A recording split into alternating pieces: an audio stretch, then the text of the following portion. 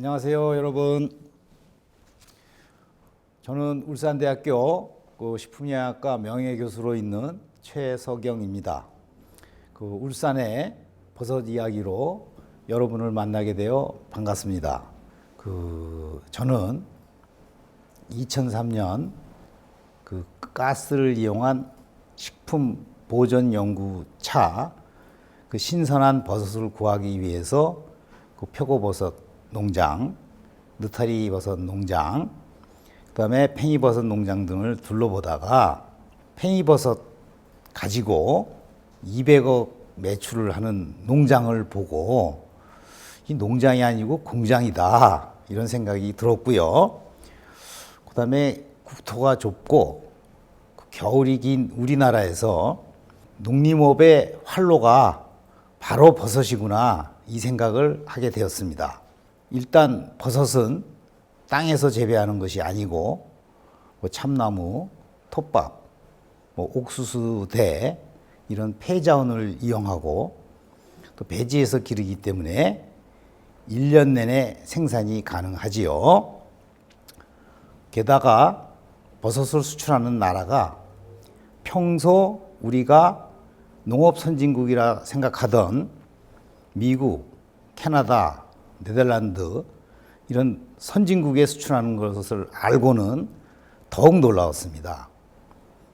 그때부터 저의 버섯에 대한 관심과 사랑이 시작되었다고 말해도 되겠습니다. 이제 두 번의 강의에 걸쳐서 여러분들에게 버섯의 세계, 또 버섯의 매력, 울산의 자연환경과 버섯에 대해서 말씀드리겠습니다.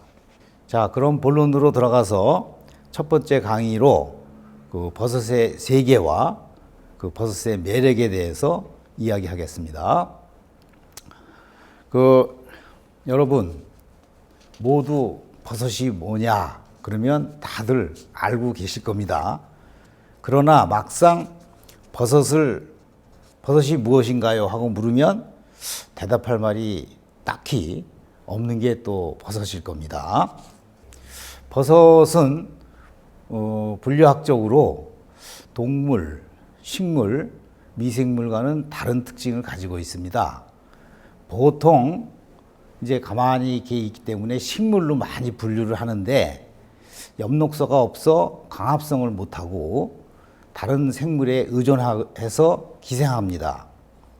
또한 식물에서 볼 수 있는 줄기, 잎, 뿌리 같은 기관이 없고 가장 큰 차이는 식물은 셀룰로스로 되어 있는데 이 키틴질로 되어 있다는 겁니다. 이 키틴질은 게, 새우, 메뚜기 등의 이 껍질을 만들고 있는 거기 때문에 이 식물에는 없고 동물성 성분이 되는 것이죠. 그래서 이제 버섯은 동물, 식물, 미생물과는 달리 균류, 영어로는 펀자이라고 그러는데 이렇게 독립이 됐습니다. 그래서 여기에는 곰팡이, 효모 이런 것들이 속하게 되는데 곰팡이, 효모는 잘 눈에 보이지 않죠. 그 중에서 이제 눈으로 볼 수 있는 정도의 크기, 형태가 있는 것들을 고등균류라고 하고 우리가 통칭 버섯이라고 하는 것들입니다. 그래서 보통 분류하는 사람마다 분류하는 방식은 다르겠지만 최근에는 이렇게 생물을 5개로 분류하게 하는데 여기에 이제 균계로 이렇게 분류되고 있는 것을 보실 수 있을 겁니다. 그래서 다시 한번 이제 말씀드리면 버섯은 이 균류에 속하는데 고등균류 이거를 버섯이라고 따로 얘기하고 효모 요건 우리가 빵 만들 때 많이 쓰는 것이죠. 그다음에 이제 또 빵에 있는 곰팡이 이런 것들이 속하게 되고 요거에 조금 특징적인 거는 균류와 조류가 공생을 하는 이 지율이라는 것이 있습니다. 또한 이 점균이라는 게 있는데 점균은 뒤에서 다시 말씀드리겠지만 동물 하시는 분은 동물이라고 그러고 또 균류 하시는 분은 균류라고 하는 아주 재미있는 생물입니다. 자, 이제 버섯에 대해서는 그 말씀을 드렸고, 그럼 버섯은 이제 어디에서 나느냐, 또 생태계에서는 어떤 위치를 차지하고 있느냐, 이것을 말씀드리겠습니다.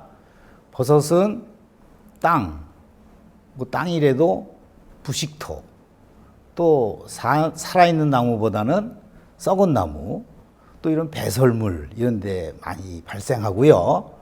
그 다음에 이제 기타 특이한 곳으로는 여기 벽지나 고무, 뭐 양초 등에 나는 것도 있습니다. 그 현재 전 세계에서는 6만 9천 종 정도가 알려져 있고, 일본에는 6,800종 정도가 알려져 있습니다. 근데 한국에는 아직 한 2천여 종밖에 알려져 있지 않습니다. 다음에는 그 버섯이 이제 그 일생이 어떻게 되는가를 보겠는데, 이것도 우리가 눈에 보이는 것만 보기 때문에 이런 것들을 처음 보시는 분들도 있을 거고요. 산에서 이 버섯을 오랫동안 따신 분들 만나도 버섯에서 그 식물의 씨앗에 해당하는 포자가 어디 있냐 그러면 모르시는 분들이 많이 있습니다. 이 버섯은 이 포자부터 시작한다고 볼 수 있죠. 포자가 자라서 이제 균사가 되는데, 균사는 하얀 실처럼 되어 있기 때문에 균사라고 그러고, 요 균사 상태로는 그냥 눈에는 보이지만 어떤 버섯인지 모릅니다. 그리고 버섯의 일생 중에 가장 긴 시간을 보내는 것은 이 균사라고 볼 수 있습니다.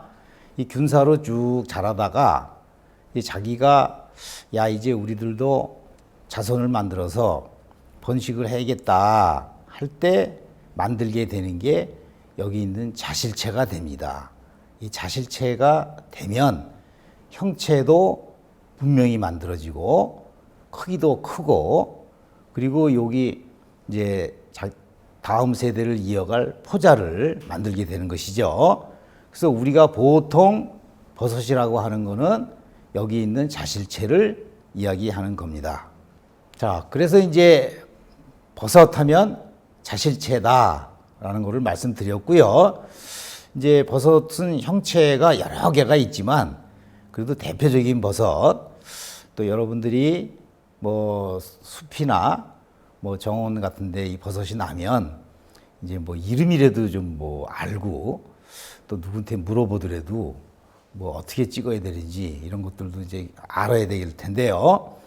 버섯은 기본적으로 이렇게 여기 둥그렇게 생긴 이제 갓이 있습니다.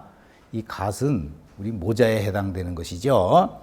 그리고 요 밑에 주름살이 있는데, 요 주름살을 확대해서 보면 요것처럼 생겼고, 요 속에 포자들이 있습니다.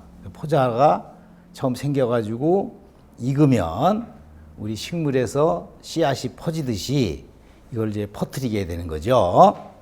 그 다음에 긴 이게 대 모양이 있어서 이건 대라고 그러고, 이제 버섯에 따라서 이렇게 턱받이가 있는 것이 있고요. 또 대주머니가 있는 것이 있습니다.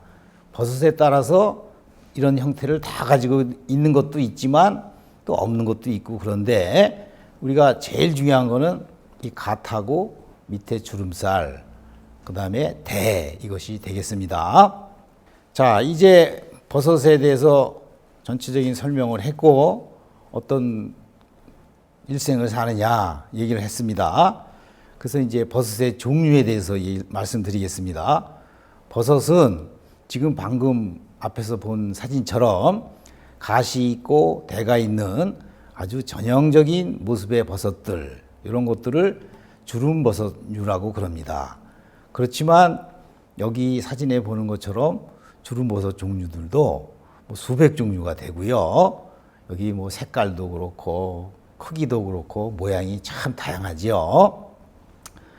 여러분들이 혹시 그 버섯을 발견해 가지고 이름이라도 물어보려면 사진을 찍으시면 됩니다. 근데 이 위만 찍어 가지고는 비슷한 것들이 많기 때문에 가능하면은 요 밑에 주름살 사진도 찍어 주셔야 그 구분하기가 쉽겠습니다. 자, 그 다음에 이제 또 모습을 또 특이한 모습을 하고 있는 것들이 여기 이제 꾀꼬리 버섯류가 되겠는데, 이거는 앞에서 본 주름 버섯류하고 모양은 비슷한데 여기 주름살 쪽이 길게 돼 있죠. 이게 특징이. 그래서 이것도 이제 조금만 눈여겨보면 금방 찾을 수가 있는데, 여기 꾀꼬리 버섯류는 우리가 시장에서는 안 팔아서 잘 모르지만 이 향도 좋고 또 조리를 해도 그대로 있고, 그래서 유럽에서 굉장히 선호하는 버섯이고, 제가 저기 성남사 앞에 거기 있는 분들한테 이제 이거 먹는 버섯이다 가르쳐 줘서 이거는 아주 매년 열심히 따서 먹고 있습니다. 여기 꾀꼬리 버섯류는 조금만 우리가 볼 줄 알면 구분할 수 있고 다 먹는 버섯들입니다. 또 쌀이버섯은 우리나라 전통적으로 쌀이버섯은 많이 먹고 그러는 버섯인데, 이것도 여기에 보는 것처럼 종류가 많이 있죠. 근데 옆에 꾀꼬리 버섯과는 달리 쌀이버섯은 실질적으로 먹는 버섯은 여기 두 가지밖에 없습니다.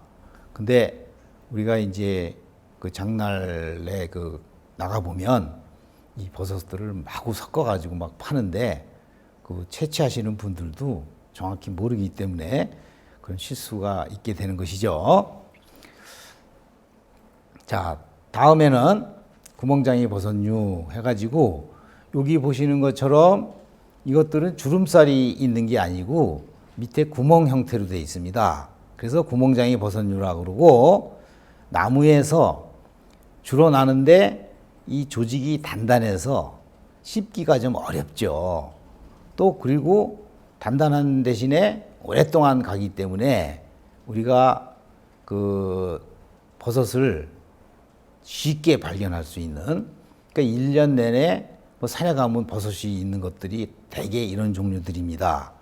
그래서 대개는 안 먹는데, 여기 있는 것처럼 요 버섯 아시는 분은 아시겠지만 요거는 노루궁뎅이 버섯에서 아주 비싸게 팔리는 버섯이죠. 요거는 꽃송이 버섯입니다. 우리나라에서 제일 비싸게 나가고 있는 버섯입니다. 웬만한 약초하시는 분들도 잘 모르는 버섯이죠. 이게 뭐 시세가 따로 있는 건 아니지만 자연산은 키로에 100만 원까지 간다고 그러는 것입니다. 자, 그 다음을 보겠습니다. 요 다음에 있는 버섯들은 이제 복균류다 그래가지고 기본적으로 이렇게 알 형태로 되어 있는데, 여기에서 이렇게 쭉 길게 나오는 버섯 종류들도 있고 그냥 동그랗게 알 모양으로 있는 버섯들이 있습니다. 이것도 종류가 참 다양하지요. 그 다음에는 이제 나무에 나는 종류 중에서 우리가 모기류 하는데, 아마 여러분들도 모기버섯은 특히 중국 음식을 먹다 보면 모기버섯이 들어있는데요.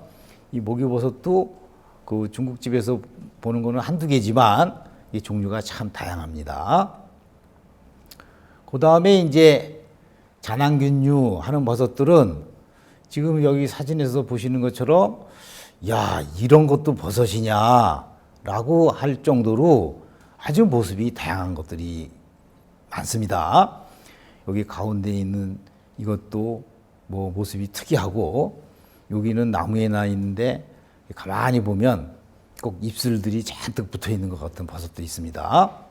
자, 그 다음에 이제 동충하초류. 동충하초류는 이 곤충에서 나는 종류들을 동충하초라고 그러죠. 이 동충하초도 우리가 시장에서 파는 거는 한두 가지밖에 없지만, 이 자연 야생에서는 여기 잠자리에 나는 거, 그 다음에 여기 벌에 나는 거, 이런 것들 모양이 참 특이하고 다양한 모습들을 가지고 있습니다. 그리고 앞에서 잠깐 말씀드렸지만 이 점균류는 동물 하시는 분들은 이렇게 먹이를 찾아 움직일 때는 세균을 잡아먹으려고 움직이기 때문에 아메바의 일종이다라고 해서 동물이라고 그러는데, 또 이제 어느 정도 움직이다가는 이렇게 오른쪽에 있는 사진들처럼 가만히 붙어서 또 포자를 만들거든요. 그래서 포자를 만드는 걸로 봐서는 균류에 가깝다. 그래가지고 균류 하시는 분들은 균류라고 그러고, 동물 하시는 분들은 동물이라고 하는, 아주 좀 어떻게 보면 무관심 속에 있는 생물체들이죠. 근데 이것이 요새 또 새로운 또 관심을 받고 있습니다. 여기까지 이제 버섯의 종류를 한번 쭉 훑어봤는데 참 다양합니다. 그러면 우리 버섯은 이제 이렇게 뭐 모양은 다양한데 우리한테 어떤 가치가 있고 어떤 매력이 있나를 말씀드리겠습니다. 뭐 제일 먼저 금방 이해할 수 있는 거는 식용버섯이죠. 식용버섯은 언제부터 먹게 됐냐, 이런 뭐 기록이 다 남아 있는 것은 아니지만, 우리가 그 근대적으로 시작한 거는 프랑스에서 1650년대 양송이를 재배하면서 시작됐다고 그러고, 이것이 이제 일본을 통해서 들어왔는데 우리나라는 아주 늦게 들어와서 1932년경 일본에서 재배법을 배운 것이 최초라고 합니다. 그리고 우리 식탁에 이렇게 일반적으로 널리 올라오게 된 것은 느타리 버섯이나 또는 뭐 양송이를 재배하면서 한 1980년대, 그래서 한 40년 이 정도밖에 안 됐죠. 그러니까 다른 식품에 비해서는 최신의 우리가 접하기 시작한 식품이라고 얘기할 수 있겠습니다. 식품으로서의 가치는 뭐 가장 중요한 거는 단백질이 풍부하고, 그 다음에 탄수화물이 우리가 소위 소화가 잘 안 되는 키틴질로 되어 있다. 그래서 단백질이 일단 풍부하다는 것입니다. 그래서 이제 고단백이고 지방과 탄수화물이 적어서 이제 웰빙 식품으로 각광을 받기 시작했고요. 특히 이제 선진국에서는 비만이 문제가 되기 때문에 버섯에 대한 관심이 많이 커지고 있습니다. 그리고 재배할 때 무균 상태로 재배하기 때문에 무공해 무농약 생산으로 아주 안심할 수 있는 먹거리가 되겠고요. 그 다음에 이제 채식주의자도 거부감이 없는 식물로 생각해서 아주 새로 각광을 받고 있는 식품이 되겠습니다.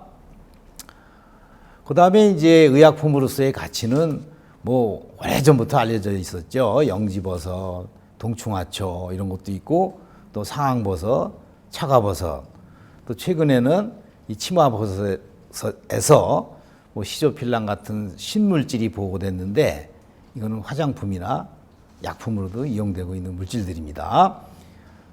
자, 이런 이제 식품이나 의약품으로서의 이용뿐 아니라 이제 우리가 야생화를 하는 것처럼 이 버섯도 또 아름다운 게 많이 있거든요.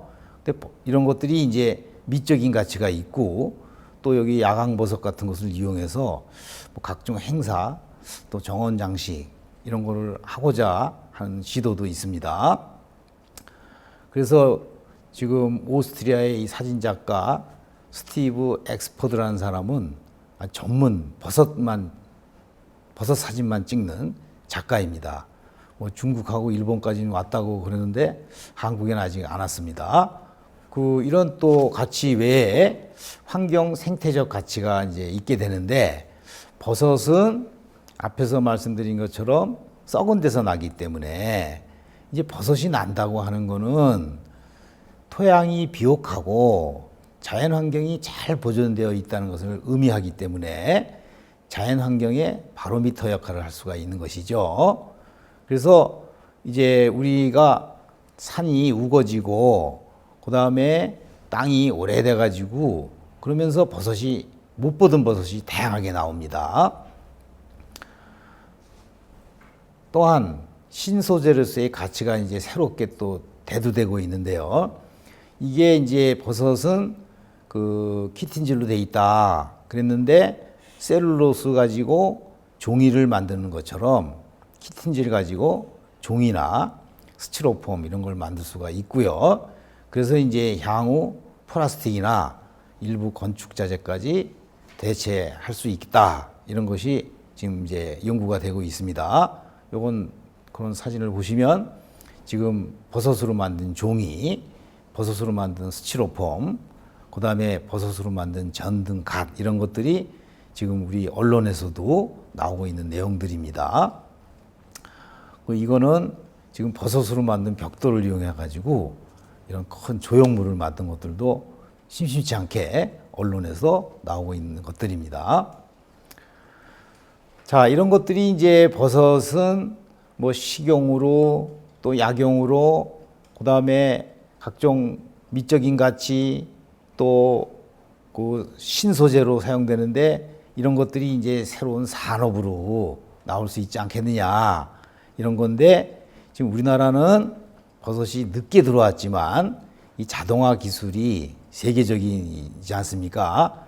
그래서 버섯 생산도 지금 세계에서 지금 1, 2위를 다투고 있는 지금 최고의 소위 경쟁력을 갖춘 산업입니다. 요거는 지금 6월 20일자 신문에 난 건데 전 세계에서 제일 큰 팽이버섯 공장이 우리나라 청도에 있습니다.